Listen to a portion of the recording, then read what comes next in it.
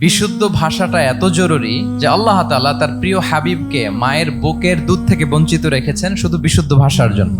একজন মানুষ সর্বপ্রথম কোন জিনিসের প্রেমে পড়ে জানেন? কথার প্রেমে পড়ে। কথার ধরন, কণ্ঠস্বর, তার অ্যাটিটিউড, তার শব্দের জাদু, এটা মানুষের হৃদয়কে জয় করে ফেলে। তো রাসূল সাল্লাল্লাহু আলাইহি ইসলামের এই এলোকোয়েন্স ছিল। তিনি বলতেন আল্লাহ তাআলা আমাকে সর্বমর্ম বাচন ভঙ্গির অধিকারী করেছেন। মানে উনি যেটা বলতেন এটা ছিল very precise in wording but comprehensive in meaning. এটার যে দোতনা, এটার যে appeal to the heart of the people, to the heart of the listener, এটা অসাধারণ। মানুষের হৃদয়কে জয় করে ফেলতো। আল্লাহু আকবার। তিনি এমন ভাবে কথা বলতেন, কথার মাঝখানে পজ দিতেন, মানে একটু থামতেন যাতে করে শ্রোতারা বুঝতে পারে। এত চমৎকার করে ওনার প্রেজেন্টেশন ছিল, বক্তব্য মালাগুলো ছিল, ফলে যারা শুনতেছে ইজিলি মুখস্থ করে ফেলতে পারত। রাসূল সাল্লাল্লাহু আলাইহি ইসলামের সবচাইতে বড় ভাষণটি ছিল বিদায় হজের ভাষণ, খুব সম্ভবত। ওই ভাষণের টেক্সট গুলোকে যদি একসাথে করা হয়, আমার মনে হয় 10 মিনিটের বেশি লাগবে না ওই টেক্সট গুলো পড়তে। তার মানে সবচাইতে বড় যে ভাষণ ওনার, ওটা কত ছিল? 10 থেকে 12 মিনিটের ভাষণ ছিল। আমরা তো ঘন্টার পর ঘন্টা বক্তব্য করি, তারপরেও তো আমরা মানুষের মনকে খুশি করতে পারি না। উনি সেই যে 1400 বছর আগে